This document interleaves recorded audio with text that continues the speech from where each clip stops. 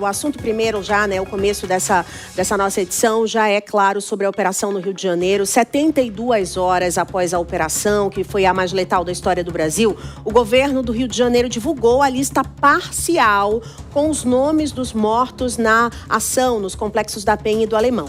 Dos 99 mortos identificados, 42 tinham mandados de prisão em aberto. A gente vai agora ao vivo, então, conversar com o Rodrigo Viga, direto do Rio de Janeiro. Oi, Viga, boa tarde, bem-vindo. O que mais foi detalhado nessa operação? Tudo bem, Márcia? Boa tarde para você, para o Bruno, para o nosso ouvinte espectador internauta da Jovem Pan. Tem muita gente se questionando, viu, Márcia, com relação à ligação ou não dessas pessoas com o crime organizado. Se são, de fato ou não, criminosos ligados ao Comando Vermelho, facção criminosa que ali na região da Penha e também do Alemão, na zona norte da capital, é dominada pelo Eduardo Andrade, conhecido como Doca, segundo a Polícia do Rio de Janeiro. Inclusive, nessa operação da última terça-feira, esteve muito perto de prendê-lo. Foi por um triz, como disse o secretário da Polícia Civil do Rio de Janeiro, o delegado Felipe Cury, e acha que, em breve, Doca, que tem uma atuação bastante truculenta e violenta, inclusive despertando incômodo dos moradores, vai ser preso pela Polícia do Rio de Janeiro. Saiu então essa lista parcial dos 117 que seriam ligados ao crime organizado, que morreram na área de mata, na Serra da Misericórdia, na floresta ali da Misericórdia, no topo de Alemão e também Penha, na última terça-feira. E os dados apontam que desses 99 identificados até agora, um detalhe, 39 mortos são de outros estados. 42 tinham mandados de prisão já em aberto. E ainda, amigos ouvintes, espectadores e internautas da Jovem Pan, 78 apresentavam histórico relevante, ou seja, homicídio, tentativa de homicídio, tráfico de drogas, organização criminosa, entre outros delitos. E temos ainda informações que desses 39 que eram de outros estados, 13 vieram do Pará, 7 do Amazonas, 6 da Bahia, 4 são do Ceará, estavam remotamente aqui protegidos pelo Comando Vermelho, comandando seus negócios do Alemão e também da Penha, 1 da Paraíba, 4 de Goiás, 1 criminoso era do Mato Grosso e um outro, na verdade, outros 3 do Espírito Santo. Então, até agora, a Polícia do Rio de Janeiro já conseguiu identificar 99 dos 117 mortos, e o secretário de Segurança Pública do Rio de Janeiro, delegado Victor Santos, garantiu que todos, apesar de nem todos até agora terem sido identificados, tinham sim ligação com o Comando Vermelho. Vamos ouvir aqui na Jovem Pan um pouco dessa entrevista coletiva, começando aí com o secretário da Polícia Civil do Rio de Janeiro, Felipe Cury, falando dessa operação que está sendo interpretada como histórica, simbólica, marcante e bem-sucedida pelas forças de segurança do Rio de Janeiro. Quem interessa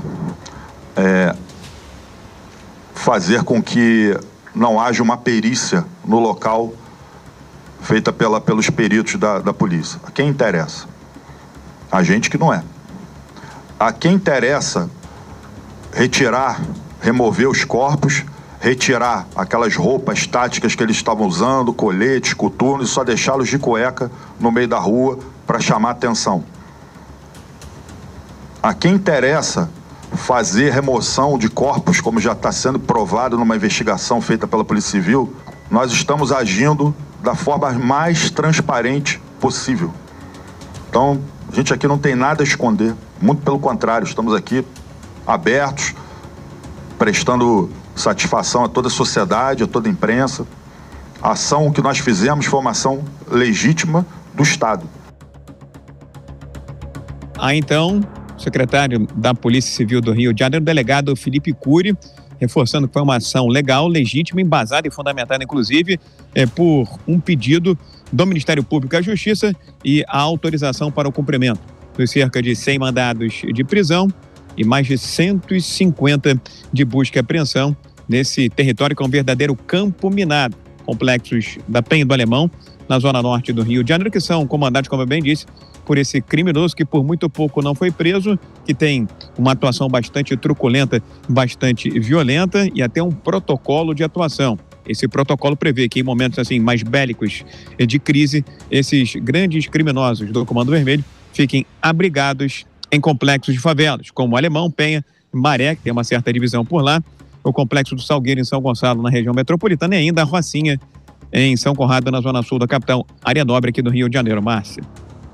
Obrigada, Viga. A gente volta ainda hoje, então, com mais informações. E a pergunta da enquete do dia é a seguinte: como você avalia essas operações policiais em comunidades em todo o Brasil, não só no Rio de Janeiro? Você acredita que essas operações ajudam a trazer mais segurança para quem mora nessas regiões? Ou elas geram ainda mais violência, mais medo? Ou, na sua opinião, ela não muda nada? O crime continua mandando e desmandando? Vota na nossa enquete que está rolando agora no YouTube, no Instagram. Tem também o nosso WhatsApp que está aparecendo na tela no 11 9 1325 8055. É o nosso canal direto com você, porque ao longo do programa eu vou ler algumas mensagens que vão chegando. Vamos abrir os nossos comentaristas do dia, começando pela Mônica Rosenberg. Boa tarde, Mônica, bem-vinda. Quero detalhar duas situações. O Gesualdo também está aqui com a gente. Gesualdo, muito obrigada também pela sua participação. Mas eu vou começar com a Mônica falando o seguinte: a gente viu que temos ali 78 já fichados, muitos com mandados de prisão, mas a lei previa o quê? Que eles cumprissem a pena, né? Não que eles fossem executados. Outra questão que foi falada pelo secretário, Felipe Cury, ele disse: a quem que interessa tirar aquelas pessoas, a quem interessa tirar as roupas? Mônica, por que a polícia não ocupou aquele lugar, não preservou a cena do crime? Pelo contrário, deixou a população fazer o que fez e ficou tudo ali ao léu. Então, existem ali alguns pontos nessa operação que não foram ainda divulgados. Quanto ela custou, o que de fato realmente era para ter sido feito. Então, há uma celebração, que me parece, exacerbada do governo do Rio de Janeiro, mas críticas pesadas ainda estão por vir. Porque as histórias estão agora aparecendo. As histórias dessas pessoas que nem todas, pelo que tudo indica, são bandidos e criminosos, como eles estão dizendo. Pois é, Márcia, nós precisamos realmente buscar a verdade. É o que você falou. Hoje nós estamos aí trabalhando com versões e é muito difícil fazer uma análise com base em versões que são tão díspares. Metade das pessoas estão aplaudindo, a outra metade está absolutamente indignada, romantizando tudo isso, e nós precisamos chegar na verdade. É lamentável, mais uma vez vamos falar, a importância de câmeras corporais. Se houvessem as imagens, se houvesse o registro, nós teríamos condições de trabalhar com a verdade. Quais são as certezas que nós temos hoje? Pelo menos uma certeza de que não é possível aplaudir, achar normal e achar bom que a polícia execute 132 pessoas, 4 policiais mortos. Essa quantidade de mortes não é aceitável, não pode ser normalizada. A outra certeza que nós temos é que havia uma disputa territorial, o tráfico estava ocupando o território, o DOCA precisa ser contido e no confronto com o tráfico gera-se uma zona de guerra. Em zona de guerra morrem inocentes, morrem pessoas que não deveriam morrer e nesse caso, olhando os números, 78 já com passagem pela polícia, 40 e tantos, 42 com mandado de prisão, você percebe que realmente não foi apenas uma invasão na comunidade que saíram atirando para todo lado. Houve aí uma facção fortemente armada que precisava ser de alguma forma segurada, impedida e contida. Então, está faltando inteligência. Quando você ouve o secretário dizendo que a operação foi um sucesso, o que é que ele considera um sucesso? É o número de mortos? Houve um enfraquecimento do Comando Vermelho na região dessa facção? Não me parece ser o caso. Então, está faltando sentar, pensar, discutir, entender os números e não simplesmente já polarizar, metade aplaudindo, metade dizendo que é o fim do mundo, ninguém entendendo que se a gente não se juntar, esse problema não será só do Rio de Janeiro, será um problema do Brasil inteiro. A gente segue com essas análises. Agora o Gesualdo Almeida, que também nos acompanha aqui em tempo real nesta sexta-feira. Gesualdo, a gente viu então esse levantamento que um número alto já tinha um histórico na justiça, uma ficha criminal extensa na verdade. Então, se a justiça funcionasse, eles não estariam nas ruas, estariam dentro de um regime fechado já cumprindo as suas sentenças, as condenações, e não estariam nas ruas. Agora também fica claro que eram soldados do crime, tinham armamento, tinham uma vasta experiência. Se os agentes das forças de segurança não agem rápido, eles é quem seriam assassinados, não? É verdade, tudo isso traz uma análise muito plural da situação, mas a que eu mais chamo a atenção é o seguinte: Qual o efeito prático dessa operação? A polícia subiu no morro e desceu. Não há mais nenhum policial no morro fazendo nenhum tipo de fiscalização, nenhum tipo de ronda.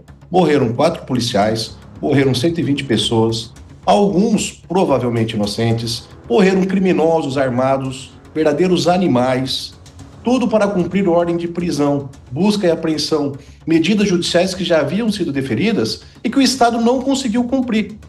Entretanto, o que se fez, da forma como se fez, sem um planejamento posterior, foi apenas tirar algumas lideranças e prendê-las e dar oportunidade que outras lideranças do crime sejam colocadas no seu lugar.